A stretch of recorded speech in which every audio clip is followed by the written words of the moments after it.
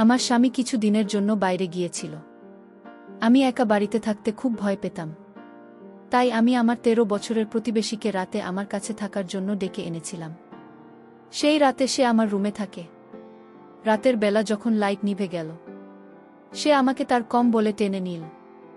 আমি তো ভেবেছিলাম এটা কোনো সমস্যা না, কিন্তু সেই 13 বছর বয়সী ছেলেটা গভীর রাতে হঠাৎ করে আমার সাথে এমন কিছু করল যা শুনলে তোমাদের চোখ কপালে উঠে যাবে।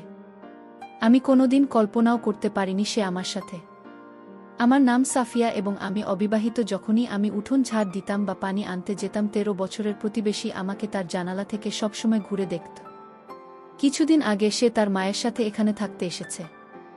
চোখের মিলনেই সম্পর্ক কোথায় যাবে আমি ভাবতেও পারিনি। একদিন আমি প্রতিবেশী ছেলে তার সাথে আলাপ করলাম। সেদিন আমি প্রথম আমার নতুন প্রতিবেশীকে দেখলাম তার বাড়ির দরজা বন্ধ করে বাইরে এল। তখন আমি তাকে বললাম, সাগর, আমার কথা বলার খুব শখ ছিল। আমার স্বামী আমাকে বাইরে যেতে দিত না। সেদিন আমার নতুন প্রতিবেশীকে দেখতে পেয়ে খুব ভাল লাগান। আমি প্রথমেই তাকে নমস্কার জানালাম এবং নিজের নাম বললাম। নমস্কার, আমি আসিমা।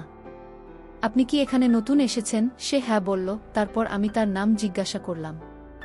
বলল। তারপর আমি সেই ছেলেটির সাথে কথা বলার জন্য হাত বাড়ালাম, কিন্তু সে হাত বাড়াতে রাজি ছিল না। সম্ভবত তার মার কাছে ছিল। তাই তার মা বলল, তোমার আংটিকে হাই বলো। মায়ের কথায় সে হাত বাড়ালো এবং তার নাম বলল সাগর। আমি আরও কিছু কথা বলার প্রস্তুতি নিচ্ছিলাম। তখন বল, কখনো সময় পেলে কথা বলবো। এখন আমাকে বাইরে যেতে হবে। তারপর আমি বিদায় জানিয়ে বাড়ি ফিরে এলাম। পরের দিন সকালে আমি পোহা তৈরি করেছিলাম। আমি ইচ্ছে করে বেশি পোহা বানিয়েছিলাম। আমার স্বামী অফিসে যাওয়ার পর আমি এক টিফিন পোহা ভরে প্রিয়াঙ্কাজি বাড়িতে গেলাম। আমি কথা বলতে খুব পছন্দ করতাম এবং কলোনের অন্যান্য মহিলারা চাকরি করত, ফলে তাদের সাথে কথা বলা সম্ভব হতো না। সারাদিন আমি বাড়িতে একা থাকতাম। কিন্তু এখন আমার নতুন প্রতিবেশী ছিল হাতে পোহা নিয়ে। প্রিয়াঙ্কাদের বাড়ির ঘটি বাজালাম। আমাকে দেখে কিছুটা অবাক হলেন। আমি বললাম, গুড মর্নিং প্রিয়াঙ্কাজি, আমি আপনার জন্য নাস্তা নিয়ে এসেছি। তিনি আমাকে বাড়িতে আমন্ত্রণ জানালেন। তার বাড়িতে ঢুকে আমি জিজ্ঞাসা করলাম, সাগর কোথায়? তারপর বললাম, আপনার জন্য আমি পোহা এনেছি। আমার হাতে তৈরি পোহা একবার চেখে দেখুন, আপনার অবশ্যই ভালো লাগবে। আর সাগরকেও খাওয়াবেন, বাচ্চাদের এই ধরনের চটি খেতে খুব ভালো লাগে। আমি সাগরকে ডাকতে শুরু করলাম, কিন্তু সে বাইরে এল না। প্রিয়াঙ্কাজি তাকে ডাকল, তখন সে বাইরে এল। আমি বাচ্চাদের খুব ভালোবাসতাম। সাগর তার মায়ের পাশে বসেছিল। প্রিয়াঙ্কাজি আমার সাথে কথা বলছিলেন, কিন্তু তাকে বেশি কথা বলার অভ্যাস ছিল না। আমি তাকে জিজ্ঞাসা করলাম, এটা কি আপনার ছেলে? আপনি এত কম বয়সী দেখাচ্ছেন, কিন্তু আপনার 13 বছরের ছেলে আছে। আমার প্রশ্ন শুনে প্রিয়াঙ্কাজি হেসে বলল, হ্যাঁ, আমি দেখতে যেমনই হোক না কেন সে আমার ছেলে। প্রিয়াঙ্কাজি দেখতে সুন্দরী ছিলেন, কিন্তু তার জীবন যাপন অনেক উঁচু মানের ছিল। আমি সাগরকে জিজ্ঞাসা করলাম, তুমি কেন প্রতিদিন জানালা দিয়ে আমাকে দেখো? আমার প্রশ্ন শুনে প্রিয়াঙ্কাজি তাকে আগে দেখলাম। সে বলল, আমি আপনাকে কেন? আমি পাখি ভালোবাসি, তাই আমি গাছে বসে থাকা তো তাকে দেখি। আমি বললাম, ঠিক আছে, এবং বাড়ি ফিরে এলাম। দুদিন পর আমি আমার ছাদে পানির ট্যাঙ্ক পরিষ্কার করছিলাম।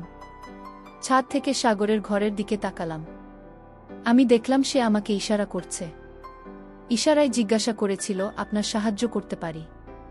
ট্যাঙ্কটি ভারী হওয়ায় আমি তাকে ইশারা করলাম আসতে। সে হয়তো মায়ের অনুমতি নিতে চাইছিল, তাই আমি তার বাড়ির ঘণ্টা বাজালাম। প্রিয়াঙ্কাজি দরজা খুললেন। আমি বললাম, আমি আমার ট্যাঙ্ক পরিষ্কার করতে চাই।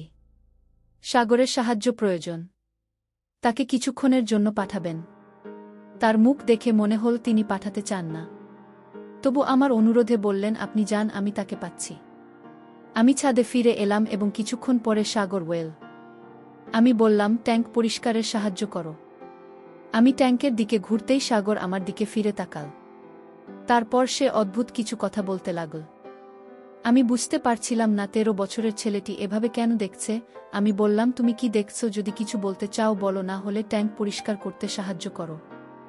আমি বললাম, কিছু শুনছিল না। রাগে আমি বললাম, আমি তোমাকে ট্যাঙ্ক পরিষ্কার করতে দেখেছি। মজা দেখতে নয়, সাহায্য করো। বাকি কথা বাদ দাও। সাগর বলল, মা বলেছে কাপড় ভেজাতে নেই। বাকি সব সাহায্য করব। সে খুব বুদ্ধিমান ছিল। তখন সে আমাকে পুরো ভিজিয়ে দিল। তারপর সে আমাকে বিদ্রূপ করো এবং তাড়াতাড়ি মাফ চাই। তখন আমি পুরো ভিজে গিয়েছিলাম। আমি মুখ ফিরিয়ে দাঁড়ালাম। সে আবার আমার দিকে তাকাল। আমি তাকাতেই সে ইশারায় বলল, তোমাকে খুব সুন্দর দেখাচ্ছে। আমরা কয়েকদিন ধরে একে অপরকে চিনতাম, কিন্তু আজ সে আমাকে সুন্দর বলছিল। ট্যাঙ্ক পরিষ্কার করার পর আমি তাকে সাথে নিয়ে নিচে এলাম। আমাকে পানি দিয়ে ভিজিয়ে দেওয়ার জন্য আমি খুব রাগান্বিত ছিলাম। তারপর সে বলল, তুমি তাহলে প্রতিশোধ নিয়ে নাও, তুমি আমাকে ভিজিয়ে দাও। পানি দিয়ে সাগর বলল, আপনি কত ভালো, যদি পুরো দিন আপনার সাথে কাটাতে পারতাম তাহলে কত ভালো হতো। আমি তার কথাকে মনে করলাম, স্বামীর আচরণ আমি বুঝতে পারছিলাম না। সেদিন রাতে আমি আমার স্বামী আদিত্যকে সাদাসিধেভাবে বললাম, আদিত্য, তুমি তো কখনো আমার সাথে কথা বলো না। সারাদিন বাড়িতে একা থাকি, খুবই বিরক্ত লাগে। চলো না কয়েকদিনের জন্য কোথাও ঘুরতে যাই। আমার কথা শুনে আদিত্য চেঁচিয়ে উঠল, তোমার তো বাড়িতে বসে থাকা ছাড়া আর কোনো কাজ নেই। সারাদিন বাড়িতে বসে খাওয়া দাওয়া করো আর বলো যে বিরক্ত লাগছে, কিন্তু আমার অনেক কাজ থাকে। তোমার সাথে কথা বলার বা তোমাকে কোথাও নিয়ে যাওয়ার কোনো সময় নেই। আশেপাশের সব মেয়েরা চাকরি করে আর তুমি গ্রামের মেয়েদের মতো সারাদিন বাড়িতে বসে থাকো। গ্রামের মেয়েরা তো কেবল কথা বলতে জানে। এই কথা বলে আদিত্য মুখ ঘুরিয়ে শুয়ে পড়ল। তার হঠাৎ এই আচরণ আমার বুঝতে আসলো না, কিন্তু যেভাবে সে আমার সাথে কথা বলল সেটা আমার খুব কষ্ট দিল। সেদিন রাতে আমি ঘুমোতে পারিনি। পরের দিন আদিত্য অফিসে চলে গেল আর আমি চলে গেলাম প্রিয়াঙ্কা জির বাড়ি, কারণ আমার মন হালকা করতে হবে। এখন আমাদের ভালো সম্পর্ক আছে। আমি জানতাম তিনি আমাকে বুঝবে না। আমি তার দরজার সামনে কাঁদতে কাঁদতে দাঁড়িয়েছিলাম। এটা দেখে প্রিয়াঙ্কাজি আমার হাত ধরে আমাকে ভিতরে নিয়ে গেলেন। তারপর আমি তাকে জড়িয়ে ধরে কাঁদতে লাগলাম। আমি তাকে বললাম যে আমার স্বামী কিভাবে আমার মনে আঘাত করল। তিনি বললেন, স্বামী এমনই হয়। স্বামী কখনো তার স্ত্রীর মূল্য বোঝে না। স্ত্রীকে শুধু তার জন্য সবকিছু ত্যাগ করতে হয়।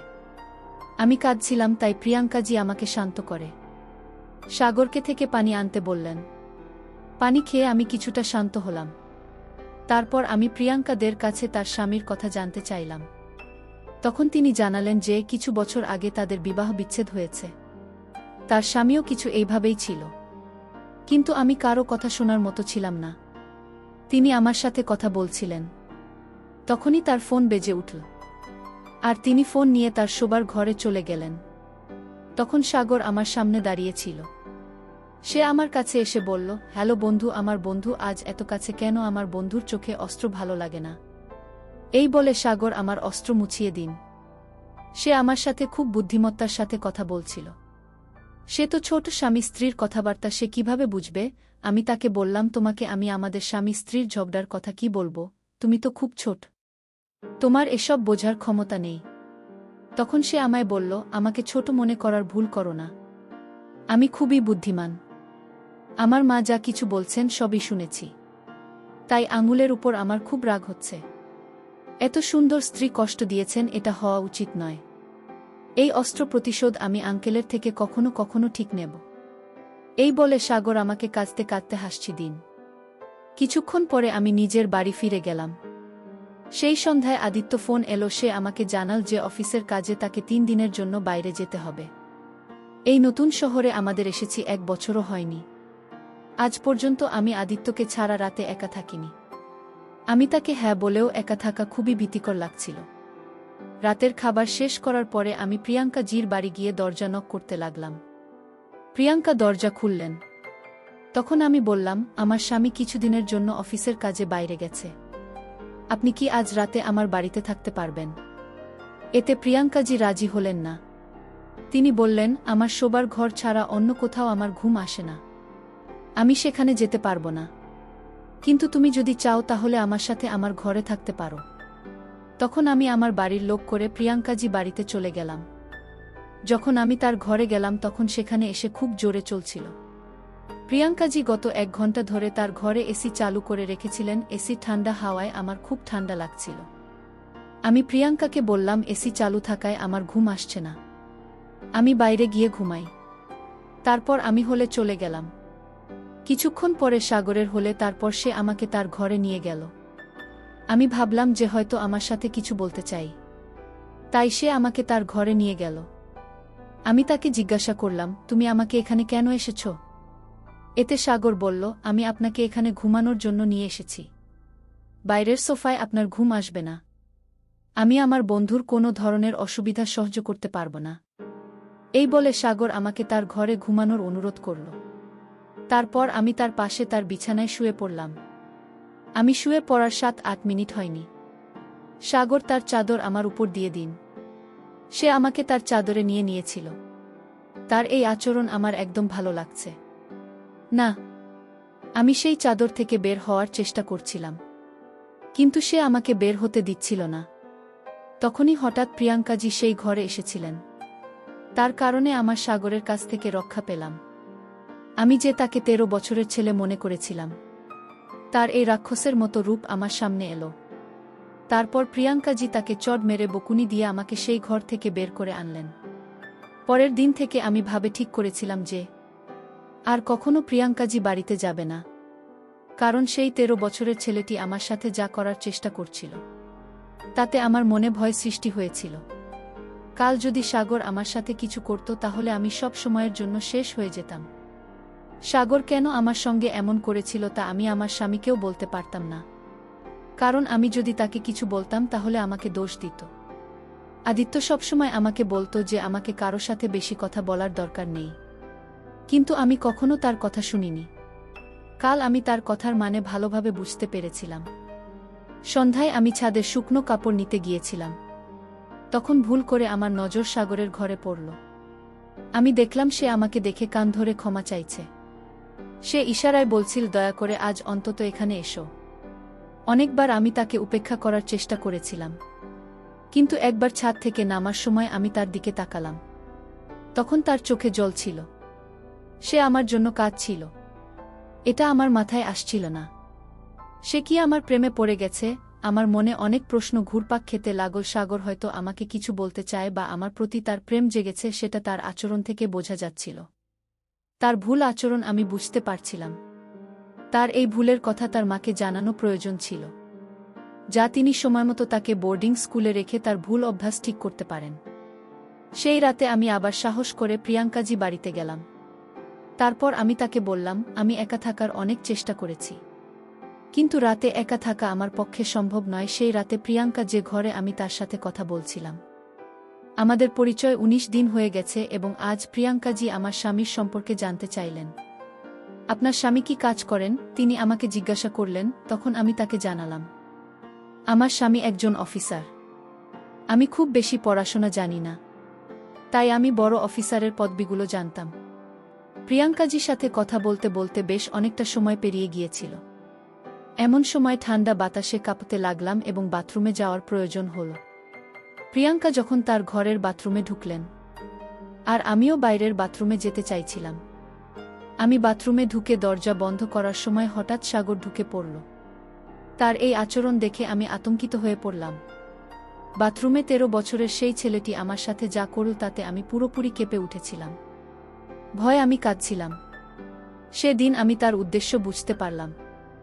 আধ ঘন্টা পর প্রিয়াঙ্কাজি বাইরে থেকে দরজা নক করছিলেন। ভয়ে সাগর দরজা খুলে দিল। প্রিয়াঙ্কাজি দরজা খুলে আমাকে ভিতরে অপ্রত্যাশিত অবস্থায় দেখতে পেলেন। তিনি আমার হাত ধরে আমাকে বাইরে নিয়ে এলেন। যখন বাইরে নিয়ে এলেন, সাগর মাথা নিচু করে দাঁড়িয়েছিল। প্রিয়াঙ্কাজি তাকে চড় মারতে যাচ্ছিলেন, কিন্তু আমি তার হাত ধরে থামালাম। সাগর তখন আমার কাছে এসে কাঁদতে কাঁদতে বলল, আমি মাকে সব বলেছি, আমাকে ক্ষমা করুন। আমি তার কথাই চমকে গিয়েছিলাম। প্রথমে যখন সে আমার মুখ চেপে ধরে আমি ভয়ে আচ্ছন্ন ছিলাম, কিন্তু পরে তার চোখের জল দেখে এবং তার কথায় আমি সত্যটা বুঝতে পারলাম। সাগর আমাকে বলেছিল প্রিয়াঙ্কাজি তাকে বন্দী করে রেখেছে। আমি তখন প্রিয়াঙ্কাকে জিজ্ঞেস করলাম, তুমি কি সাগর তোমাকে, তুমি তার সাথে এমন কেন করছো? এমন সময় দরজায় পুলিশ এসে পৌঁছান। পুলিশকে আমি বাথরুমে থাকাকালীন ফোন করেছিলাম। আমার স্বামী একজন পুলিশ কর্মকর্তা ছিলেন, কিন্তু আমি প্রিয়াঙ্কাকে শুধু অফিসার বলে জানিয়েছিলাম। কেন জানি না, আমার মনে হলো না তাকে বলা দরকার যে আমার স্বামী পুলিশে কাজ করে। আমার স্বামী কিছুদিন ধরে সিভিল ড্রেসে অফিসে যাচ্ছিলেন, তাই প্রিয়াঙ্কাকে দেখে বুঝে নিয়ে তিনি পুলিশে আছেন। আমার স্বামী ও প্রিয়াঙ্কার কখনো সাক্ষাৎ হয়নি। সত্যতা এই ছিল যে প্রিয়াঙ্কা সাগরের অপহরণ করেছিল। সাগরের বাবা একজন ব্যবসায়ী ছিলেন এবং প্রিয়াঙ্কা তাদের বাড়িতে কাজ করতেন। সাগর ও তার পরিবার বিদেশে যাওয়ার আগের দিনই প্রিয়াঙ্কা তাকে অপহরণ করেছিল এবং তার বাবার কাছ থেকে 10 কোটি টাকা মুক্তিপণ দাবি করেছিল। সেই টাকা না পাওয়া পর্যন্ত সেই সাগরকে নির্যাতন করছিল। পুলিশ তাকে গ্রেফতার করল। এরপর আমি সাগরকে জিজ্ঞেস করলাম, সাগর, আমাদের প্রথম সাক্ষাতেই তুমি এসব কথা আমাকে বলতে পারলে, তুমি কেন কিছু বলেননি? তখন বলল, প্রিয়াঙ্কার আমার উপর কড়া নজর ছিল। সে আমার ঘরেও ক্যামেরা লাগিয়ে রেখেছিল। শুধু তাই নয়, সবসময় মোবাইলে রেকর্ডিং চালু করে আমার পকেটে রেখে দিত, যাতে আমি কার সাথে কথা বলি সেটা সে জানতে পারে। সে আমাকে বহুবার প্রাণে মারার চেষ্টা করেছে, তাই আমি সবসময় তার ভয়ে থাকতাম। যখন আমি আপনাকে দেখলাম, তখন আমাকে সাহায্যের একটা আশা জাগল। আমি ভেবেছিলাম আপনি আমার কিছুটা সাহায্য করতে পারবেন এবং আজ আপনার জন্য আমার জীবন বাঁচা। বন্ধুরা, আজকের গল্পটা এই পর্যন্ত। যদি গল্পটি ভালো লাগে তাহলে অবশ্যই চ্যানেলটিকে সাবস্ক্রাইব করে পাশে থাকবেন। ধন্যবাদ।